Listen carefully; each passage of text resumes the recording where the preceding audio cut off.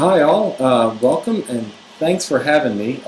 You're probably all busy thinking about ebooks and what's going on, and so my job is to try and bring this to some conclusion. I hope I don't repeat everything that you've already heard.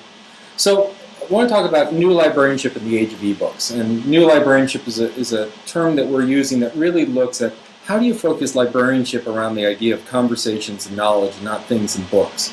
And I've already seen the tweet stream going like crazy, and I'm sure some of these comments have come up before, but let's get into them. And I want to start with a mental experiment, a thought experiment for you. And that's the idea that, let's say that we take our ebooks, and whether you're an iPad fan, or you're a Kindle fan, or you're an hardware fan, or you just love reading through web pages online, whatever it is, let's take a look at and say to ourselves, what would happen if when you bought your next device, whatever it is, that $10 was added to the cost of the device, and that $10 went into sort of a universal authors fund. And with that $10, you had a ubiquitous network connection. You could download any book anytime, right? And then what would happen is at the end there'd be some grand reckoning scheme, and the money would go off, and like most of it would go to Danielle Steele, and then a few dollars would come to some of the other authors. But the idea being, what happens if it literally was any book, anytime? All right. So my question is, would this be a good thing or a bad thing for libraries? And before you think this is just a totally crazy experiment, this is not radically different than how things like advertising for the radio works and playing music and such.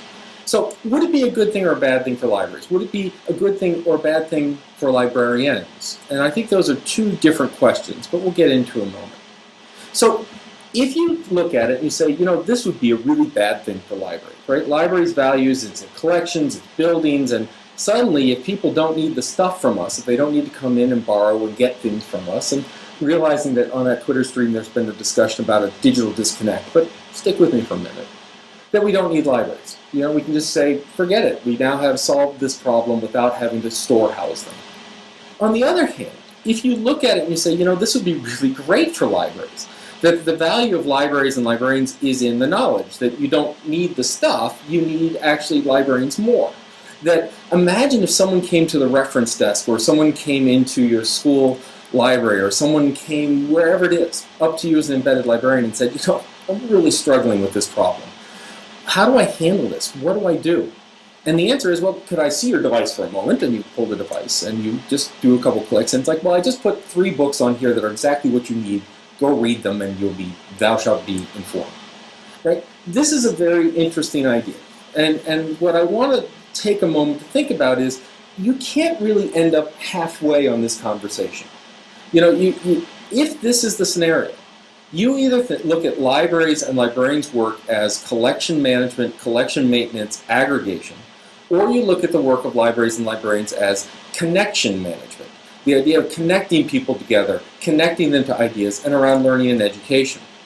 And before you say, well, Dave, this is really an absurd question, these types of things would never happen, the truth is, if you look at a lot of how our library budget models work now, they do, in fact, look a lot like this question. We've seen this massive shift from ownership to rental. And this isn't about ebooks. We go back to the point when we were leasing CD-ROMs and making it come into the classroom and bringing them into our libraries and such, right? Through databases, we have digital rights management, digital content. We're connecting people to all this stuff that we don't own. And you look on top of that problem, we see an explosion in artifact production, which is, even if we had healthy collection budgets, we couldn't buy it all because, darn it, publishers just keep putting out more and more titles. It's like paper is somehow getting cheaper, and let's just keep generating more of it. We also see this disaggregation of content. In academic circles, the notion of the journal is becoming practically quaint. The idea that when someone comes in and looks for something, they're not looking for a journal, they're looking for an article. And it almost doesn't matter what journal it came out of. And so we're seeing this idea that content is being ripped into different places.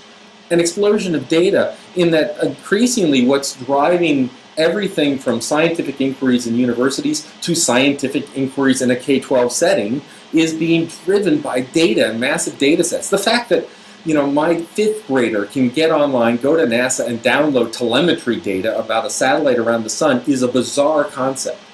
And it's really different learning experience than it was when he went and read about the sun. But I would argue that there's still very much a role for a school library in that. In fact, that's even more of a role for a school library in that. Can you trust the data? Where did it come from? What are you going to do with it? How do you analyze that information? And finally, we're seeing a complete disintegration of the traditional publishing model. I mean, we're going to get into this later about what's an ebook anyway. But the idea here that we're seeing, things that don't look document-like.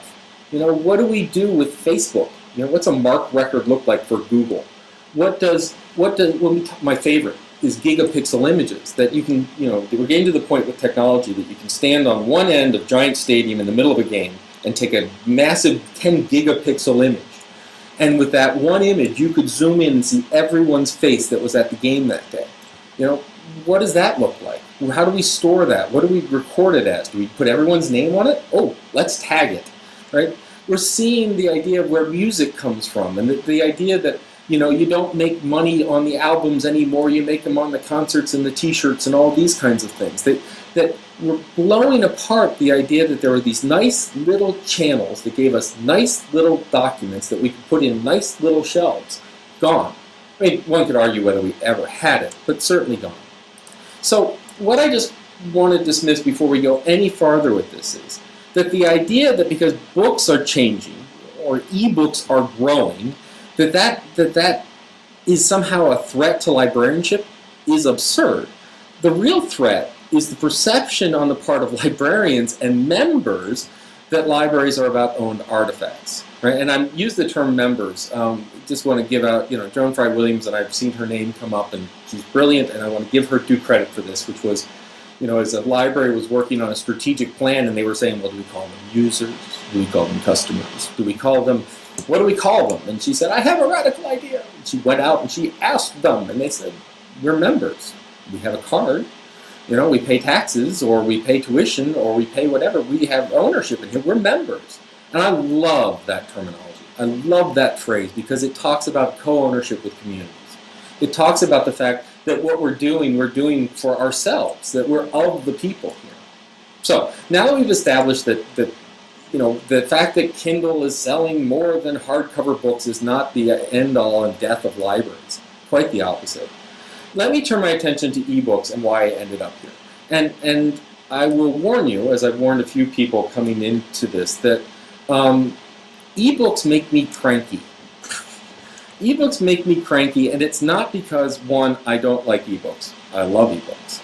It's not because I don't use ebooks. I only read fiction on ebooks, and I desperately want to get everything I ever wrote into an ebook format. What makes me cranky about ebooks is the fact that the current implementation of hardware and software is so boring that we look at these ebooks and we look at these devices, and in fact, Kathy can attest to this. Part of the reason I ended up here is because when Apple announced the iPad and they showed iBooks as this software on it, and I saw the wood bookshelf, I nearly shot myself. It was amazingly arcane. It reminded me, whenever I see a digital version of a wood bookshelf, it reminds me of when I went to Radio Shack in the 80s to buy any electronics, and they all had wood veneer because it classed them up. I just look at this and I say, how many thousands of years have we been working on written language and we can't get past wooden bookshelves? This is crazy to me. Now, so what makes me cranky about ebooks is that I see such great potential and opportunity in ebooks, and I just see very few people doing it. It seems like we're so busy chasing one model of what a book is that we're ignoring the possibilities. The other thing that frustrates me about ebooks is that they're not really helping to solve the real problem. So what do I mean? Well, what I mean is, when I look at the advertising, when I talk with some of the people developing ebooks, when I look at how it's being positioned, this image, the quaint, waspish 30-something on the beach reading a book, or cuddled up on the couch, or the soft, dulcet tones of, Celtic music playing in the background as you're reading your latest novel, is like the use case scenario that when I see the hardware, this is what we're going after. right? And I don't want to be a little Freudian here, but I really think that at some point the people developing ebooks were the kind that were cuddled under the sheets with the flashlight late at night, and their parents kept telling them that they couldn't read because now they seemed obsessed with reading at night. Is it too bright? Does it do the eyes? Is it too heavy? Can I put it on the side? Whatever. What is the real problem if it's not how do we read on the beach? Well, for me, the real problem, and Ray Kurzweil did a great job. I will not repeat this because you may notice I have no pyramids behind me. There are no nuclear explosions going on, and I'm not creating DNA. I asked why I didn't get the video, and they said that I had to wait till Ray died. So, if that happens, I'm going to be all with the cool background. But anyway, so I'm not going to go through too much of this, but this is the exponential explosion of storage. Back when we were working on stone tablets, we could get a character per inch. Now we talk about trillions of characters per inch on magnetic medium. When we look at the rate of production, it used to be how fast could we chip away it, and then how fast could we write on papyrus and wait for the ink to dry, and now, of course, we can just turn our computers to randomly generate letters and just send them out at extreme proportions.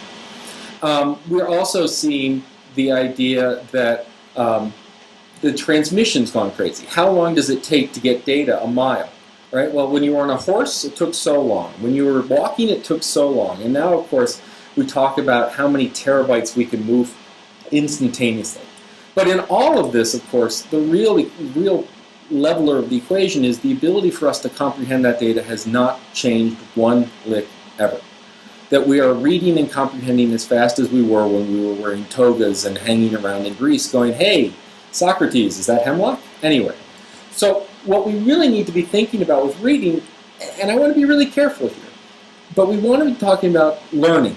And the reason I want to be careful is I don't want this to be, well, we have academic texts and we have fiction texts and we have things that we read for pleasure and things that we learn from all reading.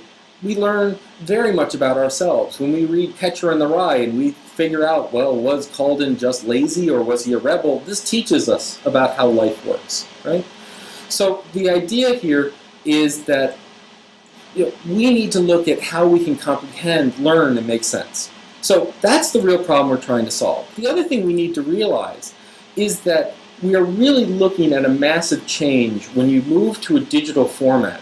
Something radically different happens. I was just giving a talk talking about reference and talking about the maps. When you looked at maps, maps used to be pictures of places. Now, whether they were satellite pictures or hand-drawn pictures or beautiful things I love to put in frames, they were pictures of places. Now, maps have become a facilitating infrastructure, right? When you look at drive somewhere and your GPS is telling you where to go, when you go online to find out how close the hotel is to the place you want to look at, when you go online and, I love Facebook privacy, when you go online and check yourself in and then check 3 of your friends in because they actually weren't there, but who knows, this idea of maps as pictures of places has really transformed itself into maps as a facilitating infrastructure for conversations, discussions, and social worlds. So the idea here is when you move to a digital world, the whole notion of what is a book, a journal, or whatever, traditional terminology becomes metaphoric. They become metaphors. Documents and collections. We then append prefixes. E-journal, e-book. But they're not. They're not e-books that are just electronic. I mean, you can do this in the conspiracy theory notion of if they were books that were just electronic, then Amazon couldn't walk in and take away Animal Farm from us if they didn't feel like us having them, right? But on the same, we put this in a positive way. If I'm flying at 30,000 feet with a Wi-Fi connection and I run out of books, I can't just pop back to get another one, but an e-book can magically show up. I can send out something that when I realize that I've written something very stupid, I can go ahead and change it and just forward that out to everyone. I never have to finish a document. They're metaphors, right? The idea of what we can do with them are metaphors. And when you introduce any new innovation, the first thing we do is we seek to automate and replicate. But I want to look at ebooks and think, how can we go further than this? What more can we as librarians, we as people interested in learning, what can we do with this world? So what I'm going to do is I want to walk you through looking and thinking about ebooks just pressing a button here, in 3 different ways. Now, I haven't made this glossy and cool and, scrolly or whatever. It's sort of cartoonish, but it's cartoonish for a reason, which is that I don't want you to get hung up with the interface. I don't want you to get up and say, well, I wouldn't put that button there. My God, did you choose red? Really? I would much rather you develop the interface. I want to just talk about ideas. And these ideas aren't the only and the best. These are ideas that really are just something to get us thinking, and thinking beyond the idea of how can we turn paper to pixels. And so I'm going to talk about some general concepts. Then I want to talk about the idea of what we can do within objects, meaning what we can do within the book, as it were. And then between objects, how can we handle this? So let's run right into the concept. And if we look at reading, the first thing that we have to realize, so I wrote something for School Library Journal, and it said something like it should be a social experience, it should be a conversational experience. And the number one response I got back was, reading is quiet and contemplative. That I can't read in a crowd, that I need to take time, that I don't want lots of shouting voices. And what I want you to think about is that reading is really a larger process than just the idea of what we pull off the page. So I want to take a moment to expand the idea of what is reading. I promise it will be quick and not terribly ivory tower. Reading has a physical decoding process, right? Physical decoding is the idea of words on the page. That what we're trying to do is understand that is an A, that is a B. Together they make this word. Together this word makes a larger sense. There is also very much the idea of a cognitive decoding goes on, right? So that words are really talking about the meaning of words, that they make sense. I believe Liz Liddy, my dean, is currently listening to this, so a quick shout out and absolute attempt to brown nose here. But her work in natural language processing is amazing because she said, look, it's not just about the letters and their combinations. It also has to deal with these whole orders of language, that if you say the dog chased the cat and the cat chased the dog, they mean radically different things with the same words, but order matters. And the fact that you need to know what a dog is, and the fact that you have to understand that the dogs and cats have very different understandings. If you say the cat chased the dog, it's funny. If you say the dog chased the cat, it's annoying. So we have to understand that we need to go beyond the idea of how do we physically decode things off the screen. If we only worried about how we physically read, then yes, we worry about quiet environments. We worry about e-ink and resolution and the ergonomics and how heavy it is and does it weigh on us. But if we look at reading in its cognitive sense, I'm not saying that's unimportant. I just want to put it in a larger context, that when I say reading, I don't just mean I'm looking at letters on a page and how comfortable that is. And I'm not just talking about PDF formats. I'm talking about the idea of how do we make sense of this? Because ultimately, how we handle that curve isn't how fast we put words into our eyeballs. It's how fast those words connect to other ideas in our head and how we comprehend this. And if you don't think that reading is a social activity, then I ask you for a moment to think about your reaction to this book. Because when you look at this book, either this is a great book, or this is a horrendous book, or this is a book I would read, or a book I wouldn't read, or it's part of a larger movement and Tea Party and the idea of people turning elsewhere and all this other stuff. So while reading is a maybe very isolating in the sense that it's how we decode it, the larger concept of reading is extraordinarily social. That how we understand what book we're going to read, where's the next book, what am I going to think of this book? Did Oprah like it? Does that help me or hurt me? All these kind of stuff. That's the part I think that we have a real opportunity to jump past all of this idea. That if we get past the idea that this is e-ink at whatever resolution and we begin to think about how we make sense, we can do some really cool stuff. So what do I mean? Well, let's start with the idea that we have the book. Now, this book may be related to other books. This is not a hard concept for us. We spend a lot of time worrying about how these things are related. And they may be related to multiple books, and they may be related to each other, all by the same author, all on the same topic, all from the same publisher. But what I also want to bring in, that the relations between these materials, these books, may be very unique and very idiosyncratic. The example I always give is that if you were to take Harry Potter and the Sorcerer's Stone and say, I want more like this, the holy grail of catalog systems, more like this. I would say the more like this for Harry Potter and the Sorcerer's Stone is the complete Lego encyclopedia and the dictionary of every Star Wars vehicle ever produced with schematics. Why? Because those were the books that I read to my, at the time, 6-year-old son when he was really getting into reading and really getting interested, and I read those books over and over and over and over again. Now, I don't think I can go into a catalog and say, hey, can you send me, I want more like this, and have it come, do you want more like Dave? And the answer may be yes. And it used to be that we had to put books and physical artifacts on the shelf that we had to pick one way. This is fiction, this is cookery, this is whatever. Now, with computer systems to sort through and find them, we can organize them all different ways. And why stop at books? Right? This idea that books are somehow documents and bound in a separate world, it's not true. When we move to the e-world, they're connected to any other sets of ones and zeros streaming digitally. So these books may take you to web pages.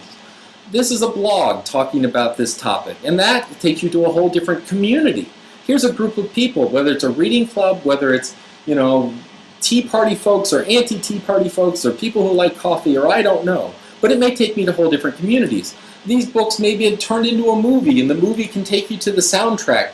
And if it's a book that teaches you how to do things, it may take you to an application, whether that's a physical buzzsaw or whether that's an app you load on your phone. The point is that we can connect all of this different media together, because we no longer have to worry about the physical stuff goes there, these things go there. And these connections can be unique to us. And so what we can create are these new ways of connecting them together. And then if we aggregate them, well, if this is more like this for Dave, and this is more like this for Sally, this is more like this for Jim, is there a commonality? Well, it turns out that people read this book, most of them like these types of connections, as seen there by the red lines. And that kind of data can lead to recommender systems. Recommender systems that don't just work off of the Dewey class or the LC class, but they work off of the community. It turns out that the majority of people in our community, our school, our university, our physical location, our law firm, or whatever, these are how they combine these things. These are the ways they find them ordered. When you look at something like economic development, part of your community may look at economic development and see it very tied to education. Others may see it very tied to youth violence. Other people may see it in terms of taxes, and other people may see it in terms of recreational opportunities and culture. The idea is that your community can now organize how do I find that next book and that next material, not just the text within it. And we can take these kinds of organizations and we can blow off the bookshelf view and keep that there. It's always cute to have it. But the truth is what we really need is we need this more dynamic way of doing it. When I grab a book and I pull it over to the left on my screen, it drags 3 of its friends with it because it thinks that's what I need based on the other books I've seen, based on my friends, based on all this information. That when I click this movie and I say, well, gee, what more do you have for me? It says, well, here's a book and here's an article and here's a community talking about it. And it's suggesting this not based on some wholly single view of the world. It's based on the value add of librarians working with their community, working with their individuals to create these connections. And so this could turn into, the web page, right? So it doesn't have to be quite so fancy. It can just be a set of here's some materials and recommender systems and all that. So the way to think about ebooks is not in terms of they're physical books that have to go someplace, or we need to create a physical equivalent of them. You need to think of them as a social activity, and they're artifacts that support an ongoing conversation. That conversation may be, well, who am I? That conversation may be in the community, who are we? That conversation may be, I need to do this. But we can track that conversation and organize around the conversation how people are learning, not by, well, it looks like a book, it must be a book. Quick, put an LC class on it. Right? Now, the one thing to think about is this is very different than the idea of every book's an app.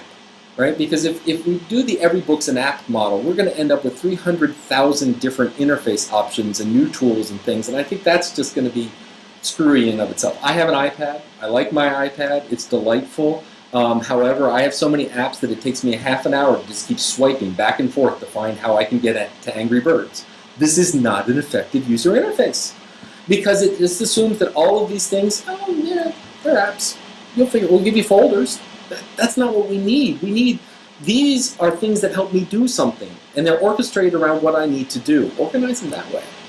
But let's also talk about within the material, within the book, because one of the things that I really want us to get out of the idea of is that books come from authors, authors go to publishers, publishers print them, we buy them, we lend them. We need to get so far away from that I can't tell you. We need to get back to the idea that books and materials and written text and information is documentation and artifacts that come out of an ongoing conversation. They come out of people creating knowledge. And if you're reading a book, it's part of your knowledge creation process. If you're writing a book, it's part of your knowledge creation process. And so the idea of authoring and reading is merging. I don't think it ever was that radically different to begin with, but now we have tools that can make it that obvious. So here I am reading a book about, here's this book on university knowledge, et cetera, and I say, well, gee, when did this book happen? When was the author writing about this? And so why not pull up a timeline? This is a Google timeline. Let's mash it up, right? And the idea is that now I can get context while I'm reading it. I can look into this and begin to understand it. One of the things that drives me nuts is the idea is let's say I'm writing a book on how to get your next mortgage, and I get to the point of calculating a mortgage payment. And in the book, I'm going to embed a URL so you can go out and find a mortgage calculator. Why? Why not just put it right here? In fact, one of the things, my son is busy reading Percy Jackson and the Lightning Thief. And so here he is getting a mini lesson, and some would say an odd lesson, in Greek mythology. And so as he's reading this, he's going, what does Poseidon look like? And what does this happen? And how do we look at this stuff? And the idea is that why not give him the tools to actually put that together?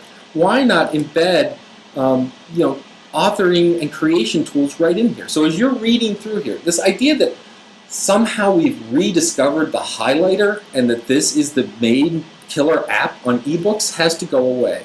The idea that we annotate things, we annotate text with text, that we underline and highlight, those are great, but why stop there? Why don't we annotate with voice and video? And let's go even crazier. Why don't we annotate with applications? So in this case, someone's reading this book and they're saying, well, gee, I can create this image of, the author, and I can create multiple ones. And just, you may not be old enough to remember HyperCard, but we need HyperCard for ebooks. We need something that very simple folks can quickly put together, a stack of images, and they can go in and say, I'm going to build a simple function. I'm going to build a simple application. So as my son's reading Percy Jackson, he builds a mythology browser, right? Just a simple point and click and loads it in. And so now he goes and says, all right, I'm reading the book, and boom, there's my app. And if I click on it, up comes my app, and I can embed it in any ebook I want. So when I'm done with Percy Jackson and I go read another book about Greek mythology or another material, I can just have that app follow me. And then what we can see is, well, I can share that with my other friends who are reading Percy Jackson. The idea of reading, authoring goes away because what we're talking about is knowledge building. We need to get away from the idea that there's a physical act of reading. Yes, there is. But the problem we're trying to solve is how do we learn? And that is both a absorption process and a production process. And librarians are fundamental in both sides of that. They're not just there to feed that process. Here's the materials. And then I once said, sometimes librarians act like they have a shovel in one hand and a catcher's mitt in the other. So when someone's ready to write that article, they just shovel more and more and more references to them, and then they wait for them to publish it and get printed, and then they sit there with the catcher's mitt to get the article at the end. The truth is that librarians are vital to every point in that process, from discovery, exploration, synthesis, understanding, sense-making, production, distribution. For example, everyone here at some point has thought about what's the ebook program look like. And you probably thought about how do I acquire them, how do I give them out, how do I move the physical media. How many of you have set up the ebook publishing so that when an author, whether it's a faculty member, a teacher, a student, a community member, walks in and says, I want to make an ebook, you say, here's the process we have to produce and distribute your ebook. I mean, talk about in the days of, Blockbuster going broke, and in the days of, let's just call them big retail stores of books closing down and creating them, we have a very active front-end market. And that market not only for people to find materials and distribute materials, but produce materials. Our communities are building knowledge. And are we there capturing and helping to disseminate it? Do people come to the library to see what every other place is like, or do they come to the library to understand what this place is like? Anyway, I digress. Because once we've created this app, well, then we can put it in a place to share it, right? So we can look at the App Store. Now think about the App Store for a moment. You go, God, trendy. There's a Mac fanboy. They're Android app stores.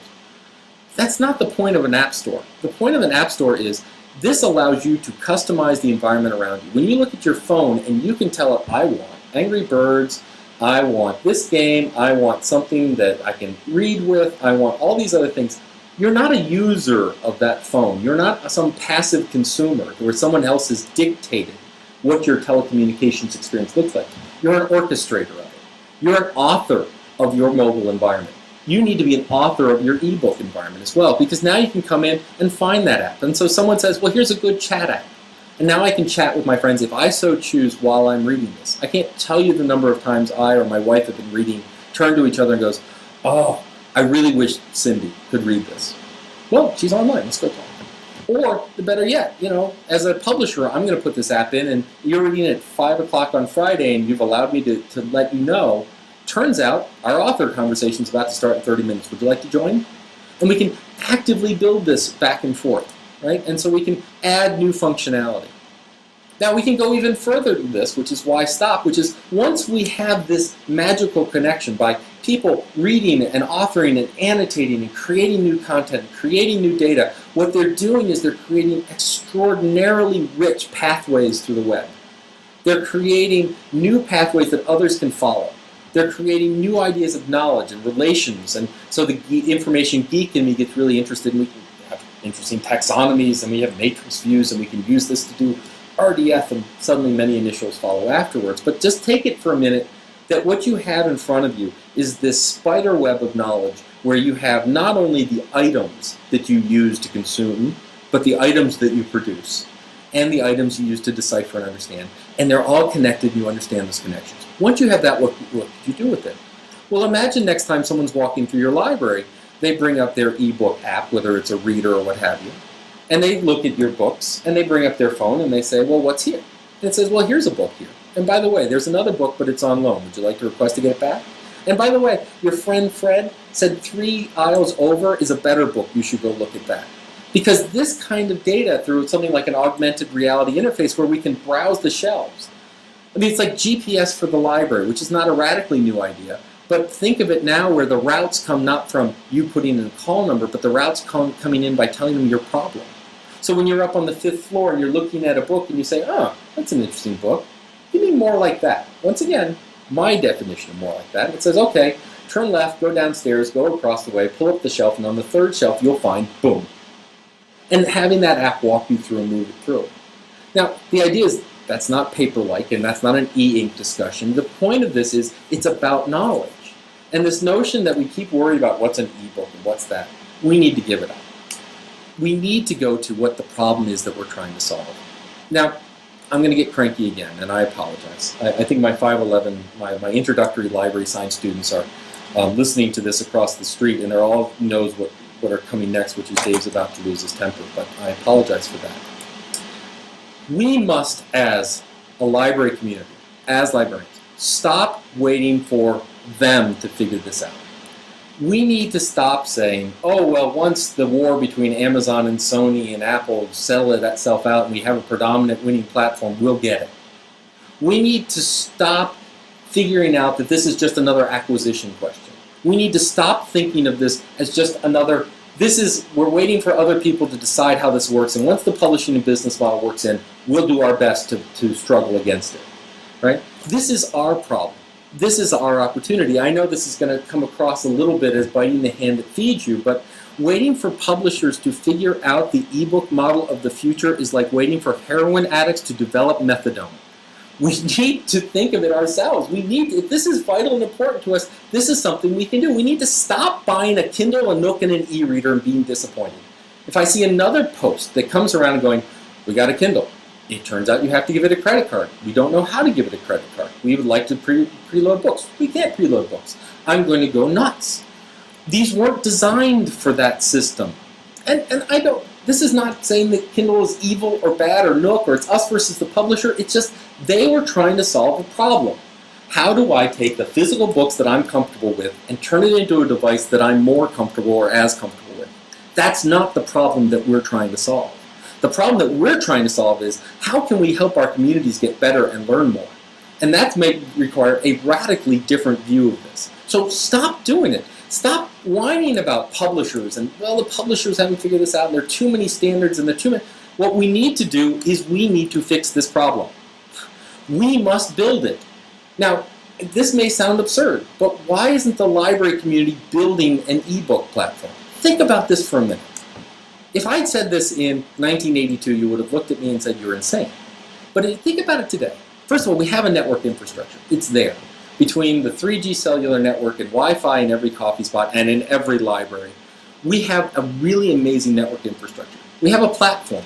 I don't care if you're an Android fan or you're an iOS fan with an Apple systems. You can go down and you can buy a $100 tablet. You can buy a $500 tablet. You can buy hardware to do this on. Right? And not only are these platforms that are physically what we may need or may not need, but they're all open platforms in the sense that we can create our own apps. Now, before you get to me, you say, but Dave, Apple may not approve it. And I say, you know what? We have this thing called the Library of Congress that just said if they don't, we can jailbreak it. Right? That's the power of the library community that I think we all too often ignore because we pretend that we just consume stuff. We need to create it. We need to produce this material. We have standards, EPUB, XML, RDF. We have the standards to do this. We have already relations to authors and publishers. Tell me if we got every acquisitions department in this country, in schools, academics, public, specials, any library you can mention, and we said, all right, every time you talk to a publisher, you tell them that we are going to build in a 14-day loan period for any ebooks that we buy. And they may not like it, but when they go next door, they're going to hear the same thing again. Right? We need to do this for the people that we have a connection to. And by the way, we also need to work with our community so that we become publishers. That's why I say we need to learn from them as well.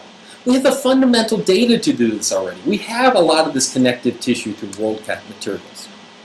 So let me just give you a few parting thoughts here for a moment. Right? Conclusion. Focus on conversations and learning, not on reading. Reading as a physical decoding act is an important act and should not be dismissed, but it's one that we understand well. And the problem that we're trying to solve is not how to read, it is how to solve problems. That this is our opportunity and issues. That libraries are not threatened by ebooks. We should be thrilled with ebooks. We should be in active partnership, active collaborations, and we should get well into this game and help shape this game.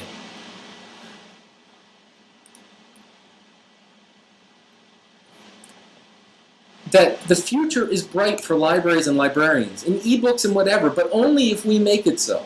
If we as librarians view the fact that if we get this $10 fee on top of every Kindle or iPad and whatever that we're out of business, then go out of business. But if we say no, libraries and librarians are about adding value, doing something new, knowledge, building with that community, this is something amazing that we can do. But we must make that difference. And frankly, we have to make sure that we are not boring. This is my son, by the way. He does a much better what he calls stink-eyed than I can. But the idea here is that every time we dream big and we stop and say, oh, well, let me find citations for that. We need a committee around it. We better come up with policies quick. Do we have a licensing agreement that we can use that was 30 years old? We need to stop doing that. We need to start weaving tales and telling stories and getting our communities excited about ebooks, sure. But about libraries and knowledge and new ways that we can tie this together. We need to show our passion for this area and our passion for knowledge and not just materials and books. But I'm going to end my remarks not with ebooks. You've heard about ebooks all day. I'm going to end my remarks with the most innovative thing to ever come out of libraries. That would be librarians. I think all too often we forget that there is a fundamental difference between an innovator and an early adopter. Buying something new does not make you innovative, even if you're the first one in line to do it. Even coming up with just a new idea doesn't make you an innovator. What makes you an innovator is solving a real problem in a better way. Ebooks, paper books, scrolls, stone tablets before them were not in and of themselves innovative. They simply were. No, the innovation around these different formats and tools and technologies lie in the person who solved a problem. Whether that problem was recording information, facilitating business, preserving culture. These are the problems that called out and still call out for innovation.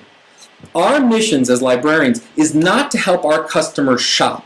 We are not super consumers. We are in the mission of improving our communities through knowledge. If ebooks can be a tool in that process, then we need to innovate in that world. If it is about embedding ourselves in the context, then we should leave our buildings behind. Our communities are hurting. Our students are struggling to meet basic standards. Our leaders are struggling with the obligations of governance. Our business are struggling in an economic malaise. Our mothers and fathers are struggling to raise good kids. Our college students are struggling with heavy weight of debt. This is our mission. These are our problems. This is our opportunity to innovate. You are not a customer. You are not a consumer. You are not a user. You are a participant in control of your world and able to shape your own learning and environment. And so are those that we seek to serve. Lead. Thank you very much.